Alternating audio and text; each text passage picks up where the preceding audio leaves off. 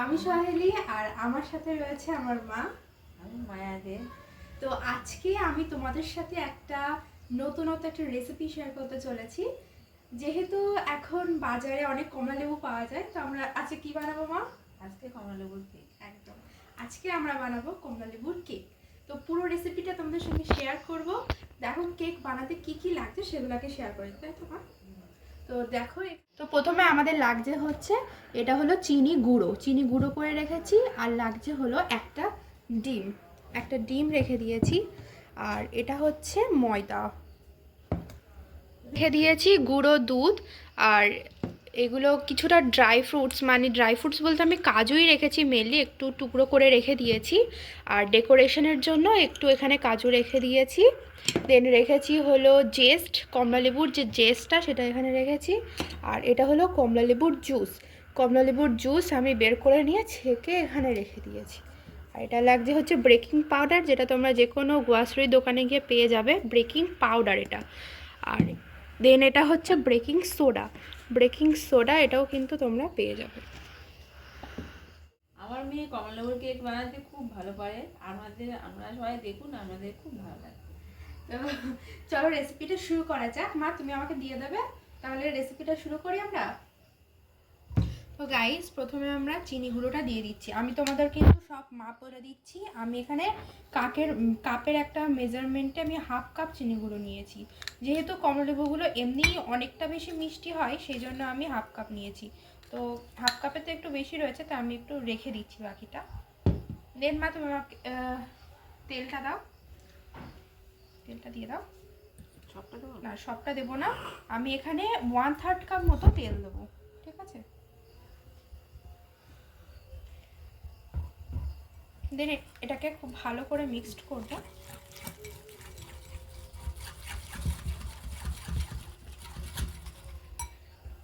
দেন আমি এখানে একটা ডিম অ্যাড করে দিচ্ছি।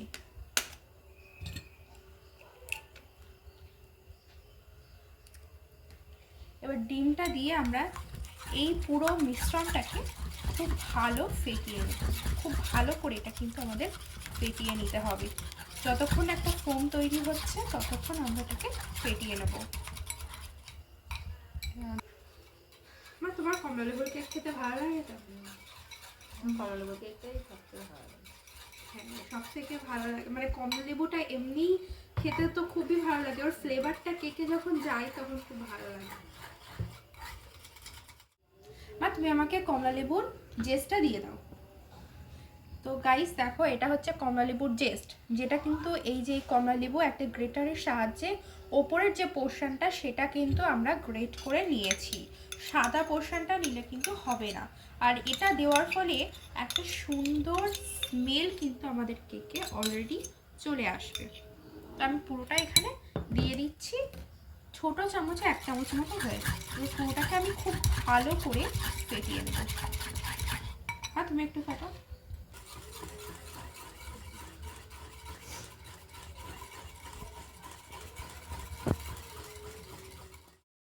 তো এবার আমরা ময়দাটা দিয়ে দিচ্ছি। আমি এখানে 1.5 কাপ মতো ময়দা নিয়েছি, তার অর্ধেকটা দিয়ে দিচ্ছি। প্রথমে অর্ধেকটা মিশিয়ে নেওয়ার পর আবারও পরে অর্ধেকটা দিয়ে দেব। এবার হচ্ছে একটু কমলালেবুর জুস দিয়ে দিচ্ছি। তারপরে বাকি ময়দাটা আমরা মিশিয়ে একটা থকথকে মিশ্রণ তৈরি করে নেব।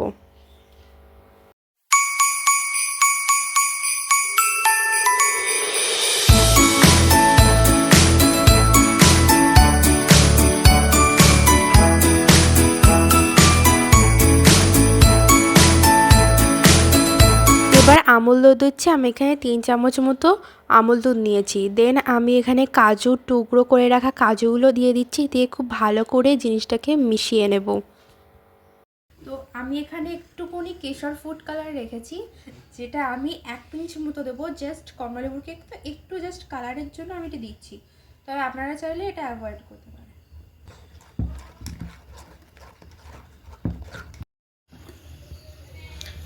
1 পিঞ্চ মতো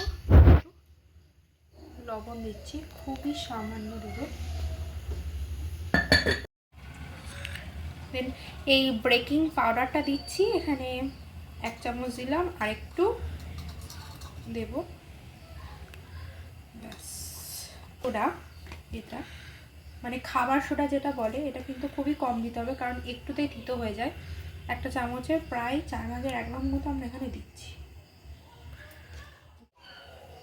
1 চির পাতিলেবু রেখেছি, এই রসটা দেবো যাতে এই বেকিং সোডা আর বেকিং পাউডারটা অ্যাক্টিভ হয়ে যায়। এতে কিন্তু কেক অনেকটা বেশি ফুলবে আর স্পঞ্জি হবে। তো আমি এখানে একটা অ্যালুমিনিয়ামের পাত্র নিয়েছি। এখানে আমি কোনো অ্যালুমিনিয়াম ফয়েল নেইনি, তবে আপনারা চাইলে অ্যালুমিনিয়াম ফয়েলও নিতে পারেন। আমি এখানে একটু তেল ব্রাশ করে নিচ্ছি, হাত দিয়ে লাগিয়ে নিচ্ছি তেলটা। তেল ব্রাশ করার পর একটু ময়দা ছড়িয়ে দিচ্ছি, এতে করে কেকটা সুন্দরভাবে উঠে আসবে, কোনো কাগজও দেওয়ার দরকার নেই। এবার প্রেসার কুকারের মধ্যে কেকের বাটিটা বসিয়ে দেব। সিটিটা খুলে নিয়েছে, রবারটাও খুলে নিয়েছি। প্রথম প্রেসার কুকারটা 5 মিনিট মতো প্রিহিট করে নিয়েছি, দেন আস্তে ফ্লেম দিয়ে একদম 45 মিনিট মতো রেখে দেবো।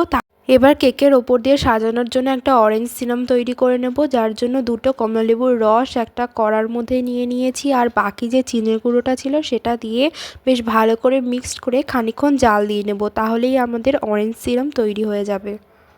কালারের জন্য একটুকুনি অরেঞ্জ ফুড কালার দিলাম। 45 মিনিটের মধ্যে কেকটা তৈরি হয়ে গিয়েছে। এবার কেকটা প্রেসার কুকার থেকে বের করে নেব। চলো সার্ভ করব।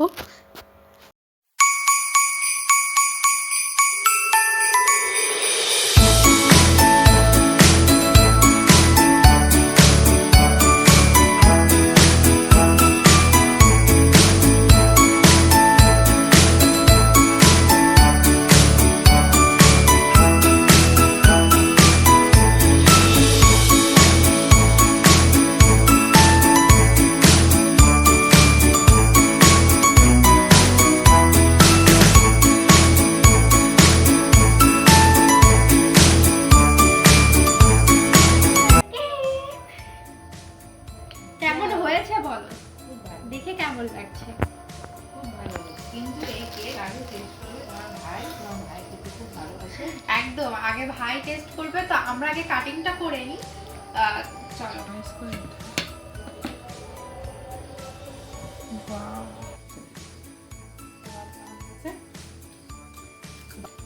হেভি হচ্ছে, দেখো কবি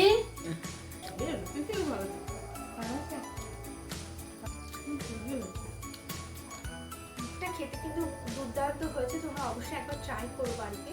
আর আমাদের চ্যানেলটা প্লিজ সাবস্ক্রাইব করে নাও, সাবস্ক্রাইব করে আমাদের পাশে থাকো। আর ভালো লাগলে অবশ্যই লাইক করে দিও, কমেন্ট করে জানিও কেমন লেগেছে। টাটা, দেখা হচ্ছে নেক্সট ভিডিওতে।